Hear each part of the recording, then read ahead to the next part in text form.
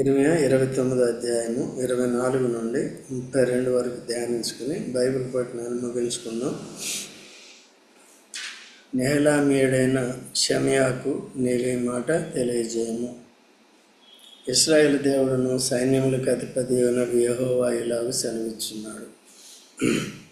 వెర్రివారై తమను తాము ప్రవక్తలనుగా ఏర్పరచుకుని వారిని నీవు సంకెళ్ళ చేత బంధించి బండలో వేయించినట్లుగా యాజకుడైన యెహోయాదాకు ప్రతిగా యెహోవా మందిర విషయములలో పై విచారణకర్తయగు యాజకునిగా యెహోవా నిన్ను నియమించినని యెరూషలేములో ఉన్న ప్రజలందరికీ యాజకుడగు మయషేయా కుమారుడు జెఫన్యాకును యాజకులందరికీ నీవు నీ పేరటనే పత్రికలను పంపించితే. ఇక్కడ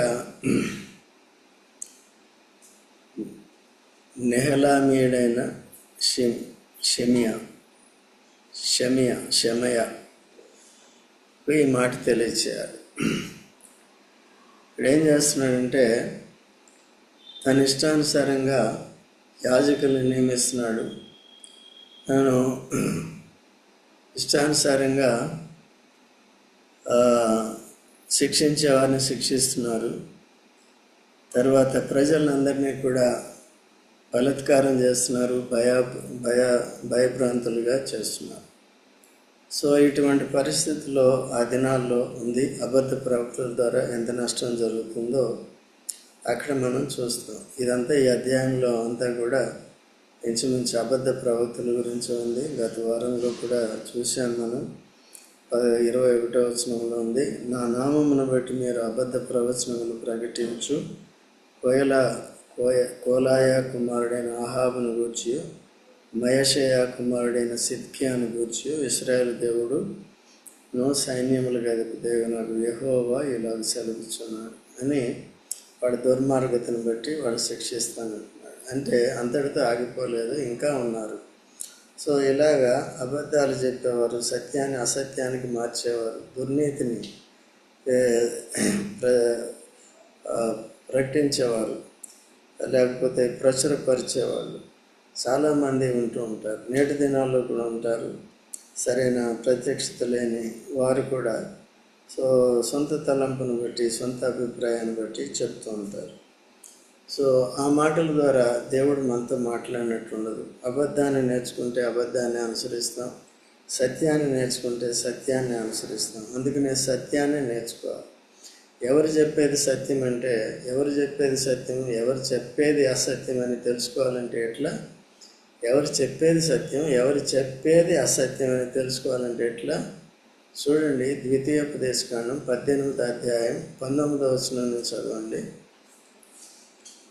18 నుంచి చదవండి. ద్వితీయోపదేశం, వారి సహోదరులలో నుండి పుట్టించదును. చూసారా, ఇక్కడ యేసుక్రీస్తు ప్రభు గురించి వాగ్దానం చేస్తున్నాడు.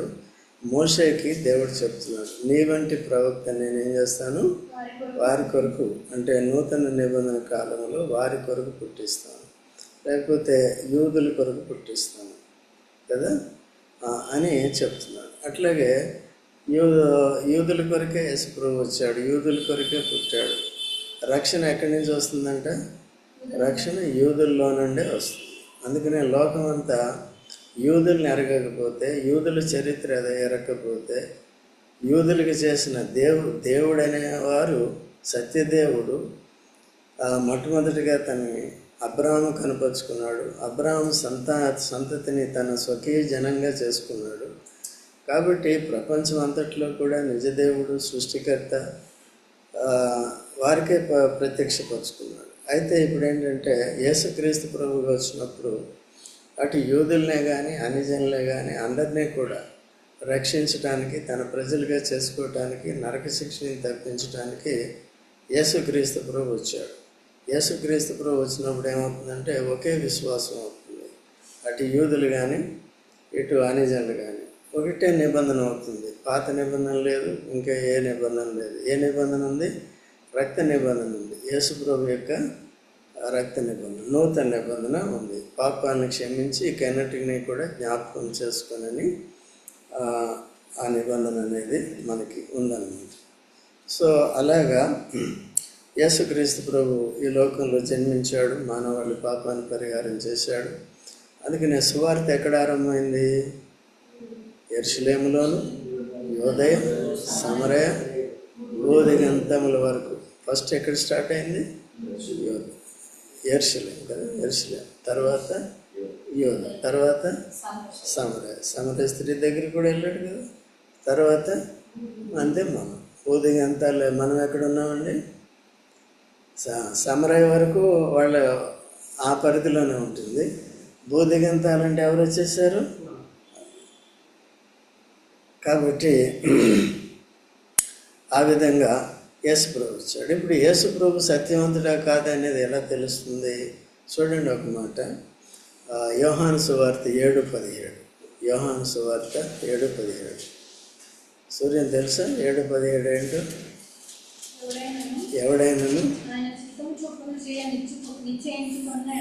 ఎవడైనాను ఆయన అంటే దేవుని యొక్క చిత్తాన్ని చేయటానికి నిశ్చయించుకుంటే ఆ బోధ దేవుని వలన కలిగినదో వాడు తెలుసు. ఎలా తెలుసుకుంటామండి? దేవుని చిత్తం చేయటానికి ఫస్ట్ ఇష్టపడాలి. దేవుని చిత్తము ఎలా తెలుస్తుంది?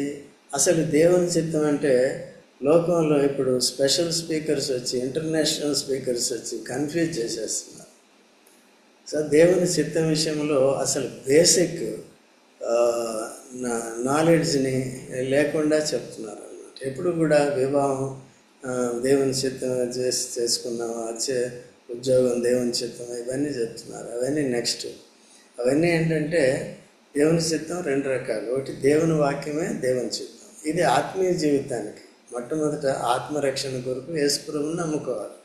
నా నీతిని రాజ్యాన్ని మొదట వెదకండి, అప్పుడు భూసంబంధమైనది. ఇప్పుడు ఏం చేస్తున్నారంటే కన్ఫ్యూజ్ చేసి భూసంబంధమైనది చేస్తున్నారన్నమాట. దేవుని చిత్తం ఏంటి? ఇప్పుడు ఆదాము హవ్వలకి ఏం చెప్పాడు?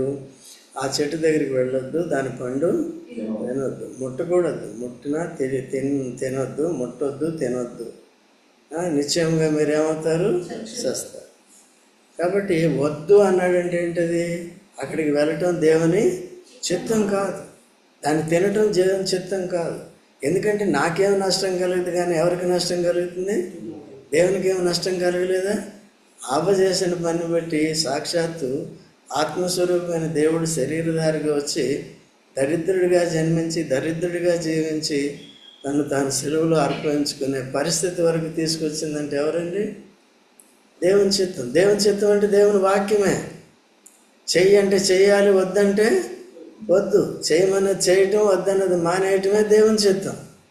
అది ఎప్పుడు కూడా మన ఆత్మీయ జీవితానికి కనెక్ట్ అయి ఉండాలి, సేవా జీవితానికి కనెక్ట్ అయి ఉండాలి. ఏది చెప్తే అది మనం ఏం చేయాలి? చేయాలి. చేసిన తర్వాత నేను ఎంత గొప్ప ఉన్నా అని చెప్పుకోవటానికి వీలు లేదు. చూడండి ఎక్కడుంది? లూకాసు వార్త 17:10 చదవండి. లూకాసు వార్త 17:10. అటువలే మీకు ఆజ్ఞాపించి చేయాలి. ఏదంటే చేయద్దు. మీకు అవి ఇష్టం ఉండవు. మనకి ఏమి ఇష్టం ఉంటే? నాకు ఇష్టమైంది, నీకు ఇష్టమైంది కాదు. ఎవరిష్టం? సేవకుడు అనుకున్నప్పుడు, ఒక అధికారికి సేవ చేయాలనుకున్నప్పుడు చెప్పింది చేయాలి, కానీ మనం చేయాలి. కానీ సలహాలు ఇచ్చేస్తూ ఉంటాం, ఏదో నాలుక మీద ఉంటూ ఉంటాయి కదండి. అలాగుండదు. ఓకే, అయితే వాక్యానుసారంగా ఇవ్వచ్చు, అడిగినప్పుడు ఇవ్వచ్చు, లేకపోతే అది అవసరం అనుకున్నప్పుడు ఇవ్వచ్చు, తప్పులేదు. పొరపాటు జరుగుతుందంటే కూడా ఇవ్వచ్చు. దావీదు మందసాన్ని తీసుకొస్తున్నాడండి. ఎవరెవరితో చెప్పాడు ఆయన? మొత్తం పెద్ద సభ ఏర్పాటు చేసి పెద్దల్ని, యాజకుల్ని అందరినీ కూడా సమకూర్చి, లేవీయులందరినీ కూడా సమకూర్చి, మనం మందసం అక్కడ ఉంది, 20 సంవత్సరాల నుంచి దాన్ని తీసుకురావాలంటే రాజా మంచిది తీసుకొచ్చే అన్నాడు. ఈ దావీదుకేమో దైవ చిత్తం తెలియదు. ఆ మందసాన్ని ఎలా తీసుకురావాలో వాక్యానుసారంగా దైవ చిత్తం ఎరగడు. కానీ ఆయన పిలువబడ్డాడు, రాజుగా ఉన్నాడు, తీసుకొచ్చే బాధ్యత ఆయన మీద ఉంది. బట్ ఎట్లా ఉందండి? ఆయనకి ట్రాక్ లేదు. అది ఎలాగ తీసుకురావాలనేది ముందుగానే ఉంది. ధర్మశాస్త్రాన్ని ఎరగడు. కనీసం అక్కడ లేవీయులు ఉన్నారు కదా, వాళ్ళు చెప్పాలి కదా, ఇది లేవీయులు తీసుకురావాలి, వాళ్ళు కూడా మోసుకురావాలి భుజాల మీద. అందులోకి కహాతీయులు మోసుకురావాలి. మందసాన్ని ఎవరు మోసుకురావాలి? కాతీయులు. చూడండి, సంఖ్యాకాండం 4:15. సంఖ్యాకాండం 4:15. దండు ప్రయాణమైనప్పుడు కుమారులను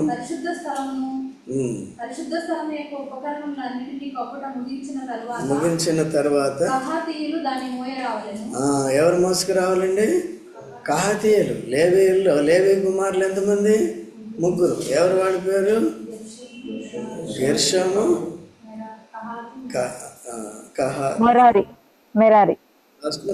very good, thank you. First ఏంటి? గెర్షోము,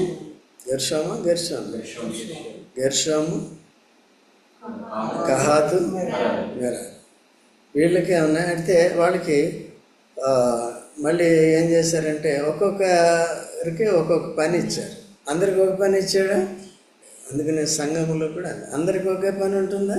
ఒకే పని ఏముంటుందంటే అది యాజక ధర్మం. అంటే ఇప్పుడు స్పిరిచువల్గా కాబట్టి దేవుని మందిరానికి రావాలి, వాక్యం నేర్చుకోవాలి, వాక్యం పరిచర్య చేయగలిగితే, నీకు అనుభవ జ్ఞానం ఉంటే వాక్యాన్ని చెప్పాలి. ప్రార్థన ఎవరు చేయాలి? అందరూ చేయాలి. ఆరాధన ఎవరు చేయాలి? అందరూ చేయాలి. యేసు రక్తం చేత కడబడిన వారు. సువార్త ఎవరు చెప్పాలి?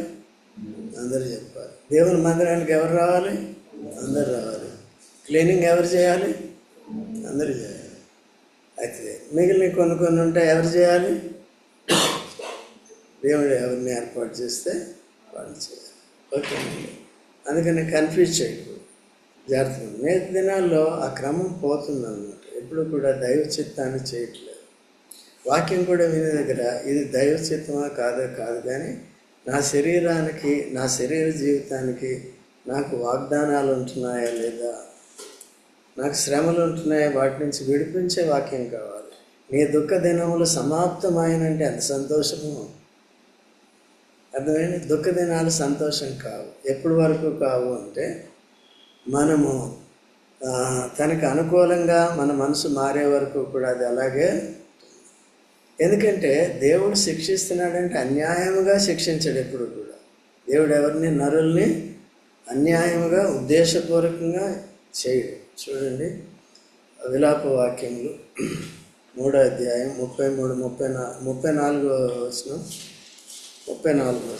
విలాప వాక్యములు 3:34.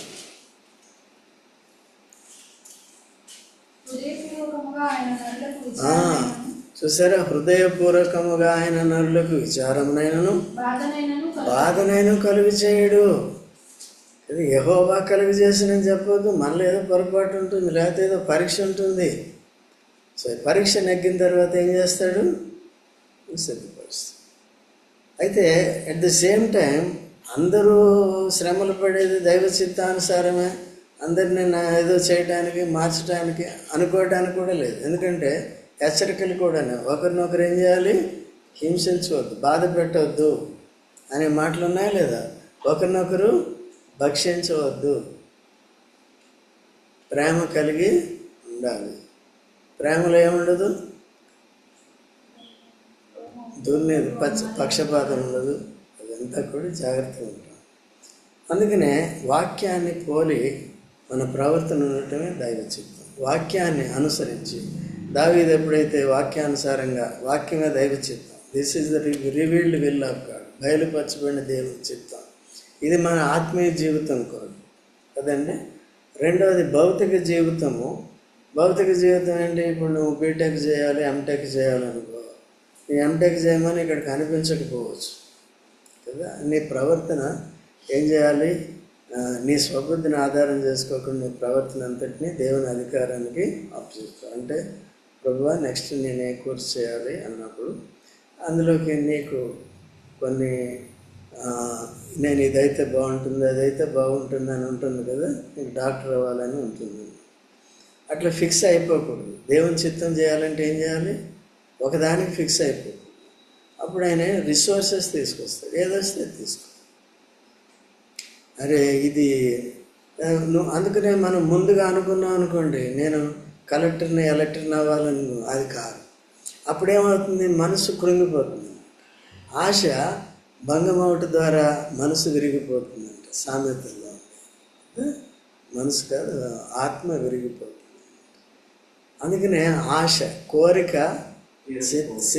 సిద్ధింపకపోవటం వలన ఏమవుతుంది, కోరిక.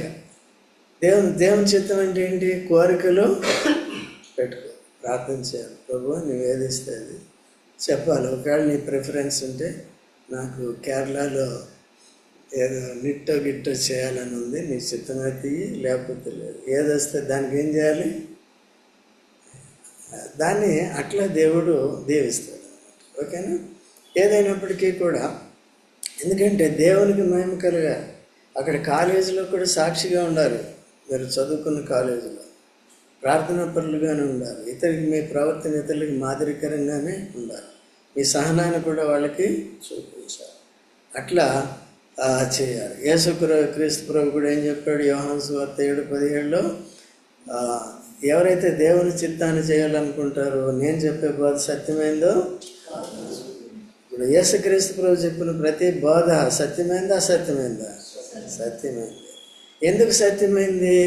ఇందాక ద్వితీయోపదేశకాండం 18 నుండి కిందికి చదువుకుంటూ వస్తే, అది నెరవేరని ఎట్లా అది అబద్ధ బోధ. ప్రవక్త అహంకారంతో తనంతట తానే చెప్పాడు, వాళ్ళు అబద్ధ ప్రవక్త. ఏ ప్రవక్త అయితే చెప్తే నెరవేరుతుందో అదన్నమాట.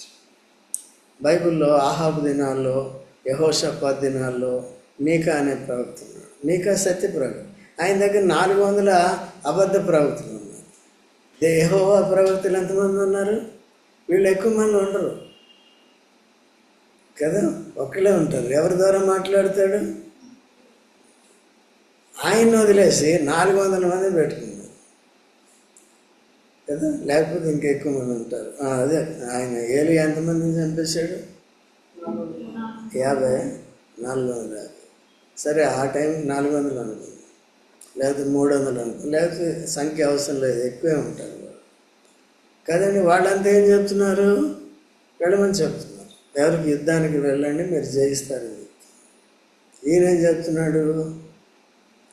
ఆయన అది మీరు వర్ధిల్లరని చెప్తున్నారు. దేవుడు చెప్పింది చెప్తున్నాడు. నిజమ ప్రవక్త తన సొంత అభిప్రాయాన్ని అంటే ఈయన ఏంటంటే, వీళ్ళు రాజుకి తగినట్టుగా చెప్తున్నారు, ఆయనేమో దేవుడు చెప్పినట్టుగా ఏది నెరవేరుతుంది. ఇప్పుడు దినాల్లో బోధలు కూడా ప్రజలను ఆకర్షించేటట్టు బోధించవచ్చు. పైసలు వారి దగ్గర తీసుకునేటట్టుగా మెస్మరైజ్ చేయొచ్చు, బోధలు చేసి చెప్పవచ్చు. ఇవన్నీ చివరికి దేనికి దారి తీస్తుంది కదండి. అలా చేయకూడదు. అందుకని వినేవారు కూడా జాగ్రత్తగా ఉన్నారు. ఇప్పుడు ఎక్కువ మంది ఏంటంటే అదే అలవాటు చేసేస్తారు. ఏది డబ్బులు ఇచ్చేదే అలవాటు. క్రమమైన విధానంలో ఇవ్వాలి. దేవుడు ఎంతవరకు చెప్తే అంతవరకే, కానీ దానికి మించింది. పాత నిబంధనలో ఉన్నప్పటికీ, ఈ పండుగ ఆ పండుగ ఉన్నప్పటికీ, అది కొత్త నిబంధనకు వచ్చే వరకు ఎక్కడికి వచ్చిందో చూసుకోవాలి అంతే. కొత్త నిబంధన అంతా సింప్లిఫై అయిపోయింది. మెటీరియలిజమేస్ తక్కువైపోయింది. మెటీరియలిస్టిక్ థింగ్ ఏమైపోయింది? తక్కువైపోయింది. ఇప్పుడు అంతా ఏంటి? కొత్త నిబంధనలో ఆత్మ సంబంధం. మెటీరియల్ తక్కువగా ఉంటుంది, ఆత్మీయంగా ఎక్కువగా ఉంటుంది. అది చూసుకోవాలి. అర్థమవుతుందండి? సో కాబట్టి అట్లా ఇక్కడికి వచ్చినప్పుడు, మళ్ళీ మనం ఇక్కడికి వచ్చినప్పుడు వీళ్ళ సంగతి ఏమవుతుందండి? షమయాకు తెలియజేయమని చెప్పాడేమని, ఇశ్రాయేలు దేవుడును సైన్యములకు అధిపతి యెహోవా ఇలాగ సెలవిచ్చున్నాడు, వెరువారై తమను తాము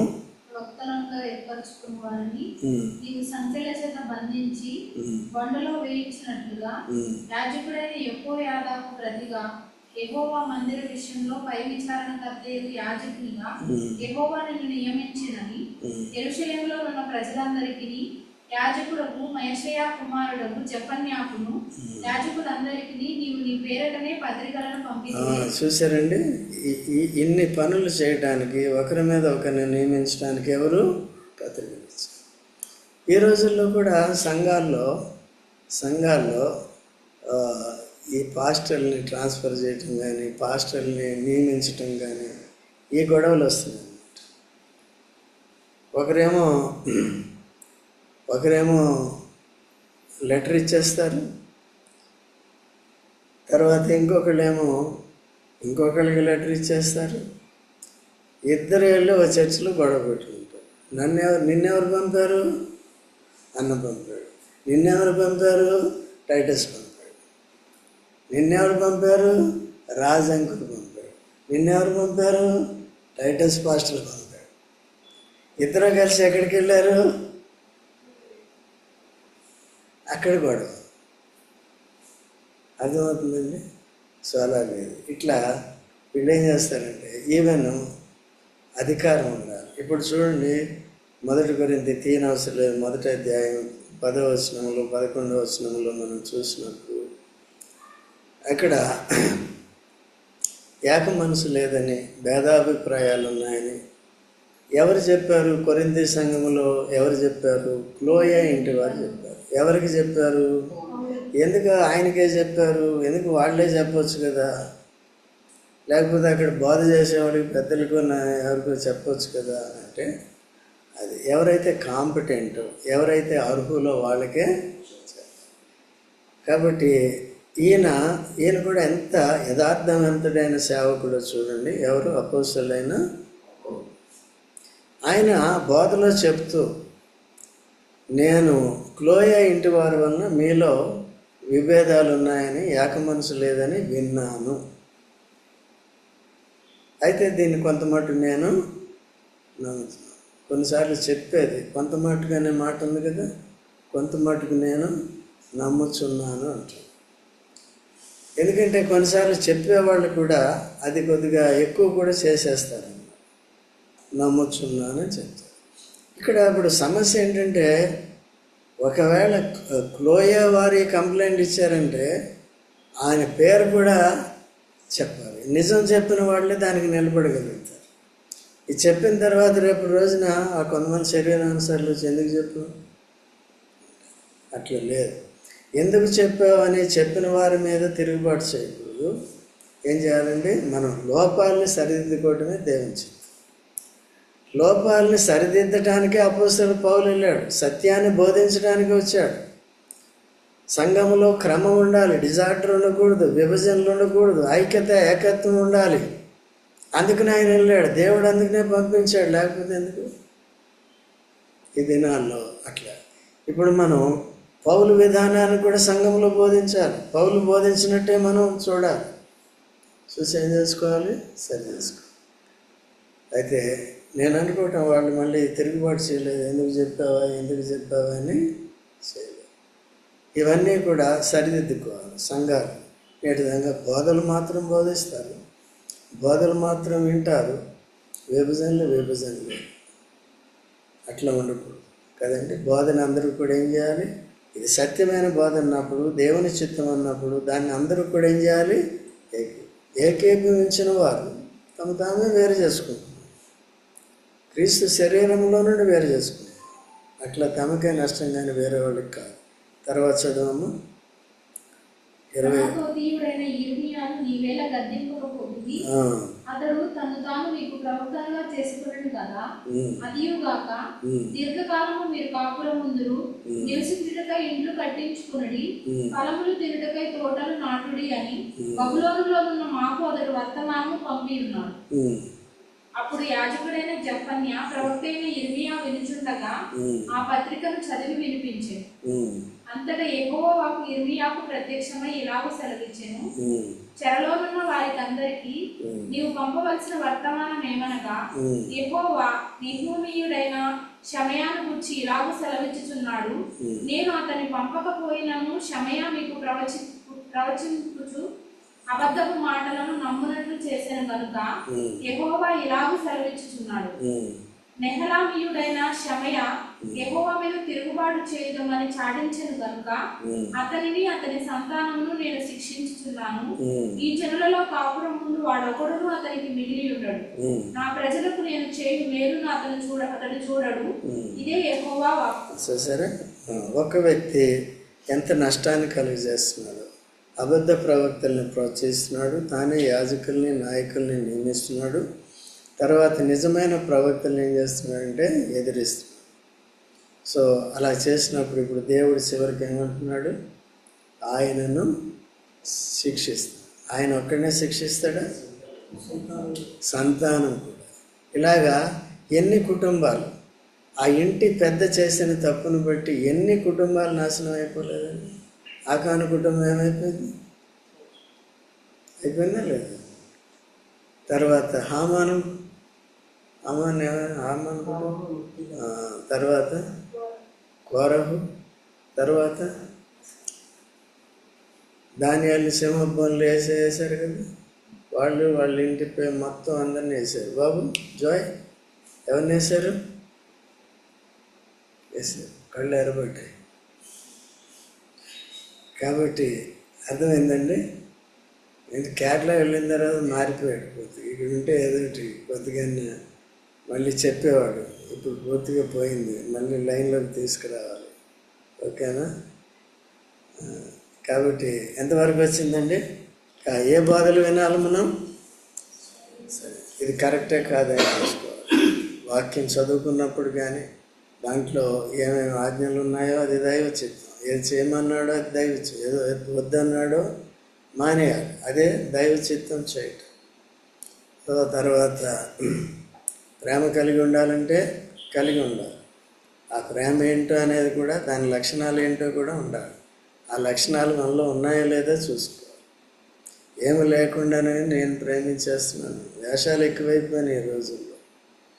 వేషాలు ఎక్కువైపోయి ఇతరులకి నష్టం కలిగించేటట్టుగా ఉన్నాయి. అట్లా లేకుండా వేషధార నుంచి విడిపించాలి. అది తప్పించుకోలేము. ఎందుకంటే దేవుని వాక్యం ముందుగానే చెప్పింది, ఆఖరి రోజులు ఎలా ఉంటాయి, అంత దినాల్లో అది జరగవలసిందే.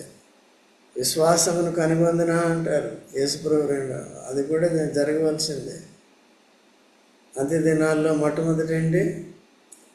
స్వార్థపరులు, తర్వాత ధనాపేక్షలు, బింకములాడు వారంటే నేను ఎంత గొప్పను కదా. ఆ తర్వాత బింకములాడేవారంటే గొడవ పెట్టుకునేవారా, అది కూడా వస్తుందేమో. ఇంగ్లీష్లో బ్రాగింగ్ అని ఉంటుంది. బ్రాగింగ్ అంటే తాను అతిశయించుకోవటం. నువ్వు సరిగ్గా పాడలే, నువ్వు పాడు అంకుల్, నీకంటే నేనే బెటర్ ఉన్నాను ఏమన్నట్టు. కరెక్టే. అందుకనే వీళ్ళు కూడా ఉన్నదన్నట్టు చెప్పాలి. బాగా పాడంటే పాడు, లేదంటే లేదు. బాగా పాడకపోయినా సరే బాగా పాడేవని చెప్పాను అనుకో, రేపు రెక్టిఫై చేసుకో అని అక్కడికే ఉంటావు. అందుకని బలహీనలను బలపరచాలి కదా, బలవంతుల్ని ఇంకా పడిపోకుండా చూడాలి. బలహీనలు కాకుండా ఇవన్నీ ఉంటాయి. ప్రార్థన చేసుకో.